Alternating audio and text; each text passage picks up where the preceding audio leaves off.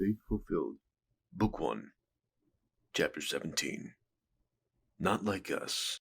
Honestly, I thought this would take a lot longer. Same, but let's just be thankful that it didn't. Mike and Destiny made their way towards the village entrance. Walking down the gravel road, the villagers watched them with anxiousness. They don't seem too happy to see us. I mean, if you think about it, outside of your little village, the rest of the world has been feeling the wrath of the legacy holders. I'm surprised they're even standing. Well, how are we supposed to prove that they can trust us? I have no idea. I have 3 emeralds. How is that supposed to help? Don't you know? Villagers are greedy. That doesn't erase the fact that you have a frickin' sword on your back. Besides, you shouldn't just assume that... Destiny started. But Mike had already jogged up to the village well, waving around the 3 emeralds. We come in peace! A few villagers turned their attention toward him curiously. Just like cows to a bundle of wheat. Mike thought to himself. And that is my training partner? I don't even know why I bother. An iron golem rounds the corner and starts its way toward Mike. But before it can get close enough, a villager sticks their arm out to stop it. If you are in town for trading, then we will allow you to stay. Thank you. That actually worked. It's been quite some time since someone has come by to trade with us. Is that girl over there here to trade too? Yes, she is. Very good. Then let's get down to business. Destiny walked up to Mike and the villager. Business is all good, but if you allow us to stay here, we could go and collect more resources to trade with. The villager hesitates and assesses the situation. Were these 2 strangers going to be a threat to his village? Or will they help profit the village? As he said before, in a less abrupt way, we bring no harm to your village and only wish for the guarantee of our safety as we stay here. The villager eyed them, scanning up and down. Not many people come to this village.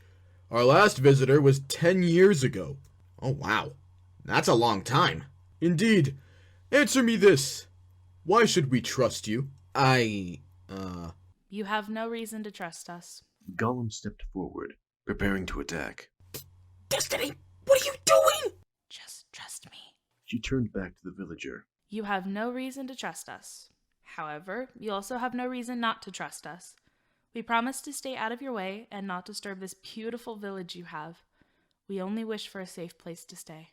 After a long pause, the villager responded. Very well then. There's an extension of a path near the end of our village that you may build small homes off of. Thank you so much. Now that we have all that settled, allow me to show you around the village and where you may build your home. The villager leads Mike and Destiny through the village, showing them the houses and the blacksmith. The villager stops at the edge of the village where the path ends. All right then. I assume you 2 lovebirds want to share a house, correct? What? Oh, for Notch's sake. What? Mike's face turns crimson red. We aren't together. Oh, I'm sorry. I just assumed... The villager trails off as Mike's face continued to flame. The 3 of them sat there in growing awkward silence. Anywho, I'll leave you 2 alone to settle in. The villager then quickly escaped down the gravel path, leaving Mike and Destiny alone at the edge of the village. So, is there a side of the road you prefer? Not really. Only problem is I don't think I have enough materials for a house. I mean, we can ask for more materials. Don't. We don't want to bother them. Plus, we're in a desert. You said it yourself. This is the Grand Central Station of Sand. I'll just go collect some real quick. Right, okay. Emptying their bags, they placed down chests to store their items. They also put down their crafting tables and furnaces. The 2 of them began to compress sand into sandstone and build up their small homes. Once they had everything set, the sun had begun to set. Ever since Mike had arrived at Ray's, he had had no time to himself. It felt nice. Making his way outside, he watched as several iron golems patrolled the gravel streets for any incoming monsters. Taking a seat on the small stairs at the doorway, Mike looked up at the starry sky above. Feels like nothing's changed since that night. And yet... Mike shifted his gaze across the street. He saw Destiny's silhouette approach a torch and blow it out. The fatigue of the day started catching up with Mike, and he decided to rest for the night, ready to observe this isolated village's behavior in the morning. For the most part, the village seemed normal. Villagers traded with each other, maintained their houses, and went about their day. The only new thing was that Mike had never seen iron golems in person before. He had heard of them, of course, but never really believed that they existed. One had even offered him a flower. Where did you get this? The golem just stared at him, holding his stiff arm out. Mike took the flower and the golem walked away. Okay then, and they're supposed to be the protectors of this place? You'd be surprised how tough they are. Throwing zombies across biomes is no easy feat.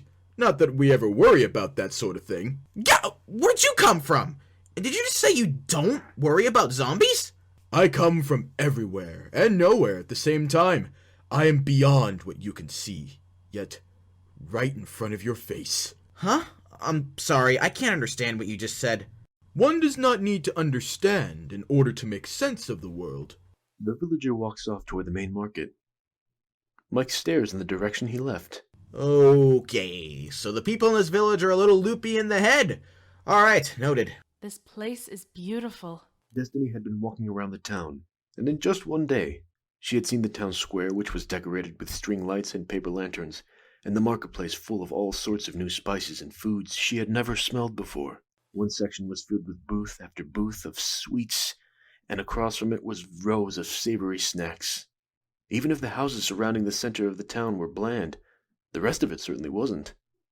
She had even met a few of the villagers, listening to their stories of how they found the village and made a home in their safe haven. Destiny could tell that they were very spiritual people, some claiming they met Notch and that he told them to come here. However, she still couldn't understand why they had considered the village a safe haven. They were in a desert after all.